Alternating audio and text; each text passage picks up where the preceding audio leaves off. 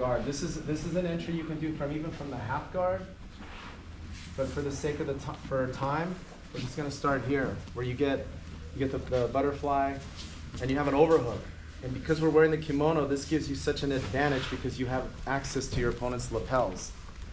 So when you set up your overhook control, you're gonna anchor onto the far side lapel like a zipper. My free hand, my open hand, pulls down, and then I reach up, and then I hang. You see, I'm really pulling tight. This side is tight. And you guys should always have this. Somebody gets a good tight grip on one side of your neck, you must respect the other grip because he's one grip away from a finish.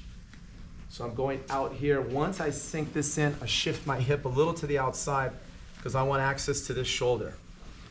If he doesn't do anything, I lock this, come back in, and stretch him out, and that's the choke. Most of the time when you start to move out and do this, it draws the other hand in. Now the trick here is I get him so preoccupied with this hand, he doesn't feel the hand that's holding his lapel. Switch and hold his sleeve. Just lift your head, sir. Now I'm holding his posting hand with my overhook arm. Once you secure that, he's still gonna be in tight. It's real important I bring the head close to my chest. Why? Because when we're this close to the mat, it's dangerous, you have to be careful, but a lot of times certain sweeps, your opponent will use their head to post. They don't have access to the hand. When I go to take him over, he'll actually put his head on the mat, and it'll make it hard for me to take him over. Once I secure this, I bring his head to me. Now I turn, and it's an easy sweep. And a lot of times you have the arm already trapped through if you want to follow up with the triangle armbar opportunity. But right now, we're just working on the control. We get into the butterfly, you set the overhook, outside lapel control, shift your hip out a little bit to the outside. Then you have to sell that grip. Yeah, see, as soon as I start messing with his neck, that hand comes over, we switch the grip. Once I secure the collar, release, bring the head in, drop the shoulder, elevate the hook, and follow with your hips. You notice I keep my hips glued to his hips, like a bungee cord. I don't want too much separation between our hips.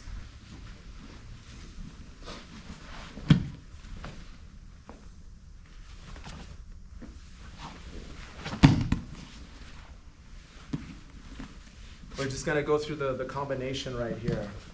This is the sweep. You do the same thing. Once you secure the hand, this hand's gonna come out. I'm still holding his head. But if you notice, and there'll be two variations when you guys are practicing this will happen. But most of the time his elbow's pointed towards his hip. I'm still holding his head. Now what I'm gonna do, it's like a spring. I'm gonna extend the hooks, then retract. Go right after the triangle. Lift the hip, bring the arm across, adjust, and finish.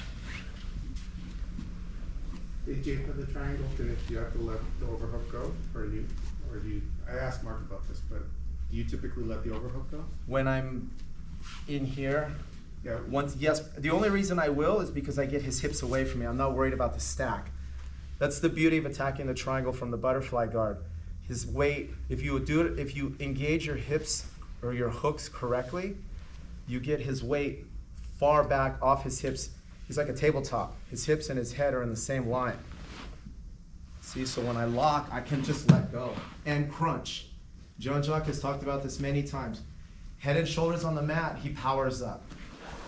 And you lose the control. As soon as you secure the lock, head and shoulders off, and you crunch. Now you see I have so much access, easy access to the finish. Lock the legs, the arm is across, lift the hip, and then re-crunch, and then adjust and finish. The key to both these techniques, you notice, it's creating extension with the hooks, driving our opponent's hips away. The further their hips move away, all the pressure's on the neck, and that's the key. But you're starting this position. When you secure the control here, it's not as effective if you're square to your opponent. Plus, with the overhook, I'm always afraid if I'm square to him that he starts moving to this side. Like come around. Yes, you see? So every time I make an overhook, I shift my hip. Now my elbow knee are connected and I have access to his shoulder. We work here and then that's the trap. Once we get here, it depends what you want to do. I can hold and sweep, or I can now recenter, but extend the hooks and then bring my knees up high over his shoulders, right here.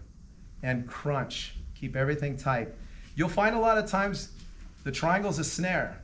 I don't have the perfect leg control, but my head and shoulders are off the ground and my knees are pinching and I'm crunching. So, which meaning I'm bringing my knees in. The more Professor Mark starts to fight, the more it starts to lock in for me. That's kind of the magic. When you lock the triangle, if you don't have perfect leg positioning, just remember, head and shoulders off the ground and crunch. And then you kind of go for the ride. They can't slam you, and the more they move, the more they're gonna help you adjust and tighten the choke. Okay? Any questions? Coach Jay, Yes. At any point in time, can your opponent, as you're grabbing that hand, bring that leg up to prevent the roll? Prevent the roll? Here. Where you're talking for the sweep? Yeah, so if Coach Mark brings up his left leg, yes. Yes, he can, but this is like another sweep. Whenever I feel anything like this, that's like and I don't want to say it's easier, but I'll go underneath. Now my hips and my bottom hook go on, just extend. Now I have really good both arms controlled, and a nice pass. The vulnerability with the butterfly guard is anytime your hips are elevated or close to your opponent, you're at risk. And we always talk about that. It's bad enough here, but if you're a top player and the guard player is able to get underneath you, that's precarious. Even if they don't sweep you right away, it's like being on one of the medicine balls. You don't quite know where to balance, and your legs become really vulnerable.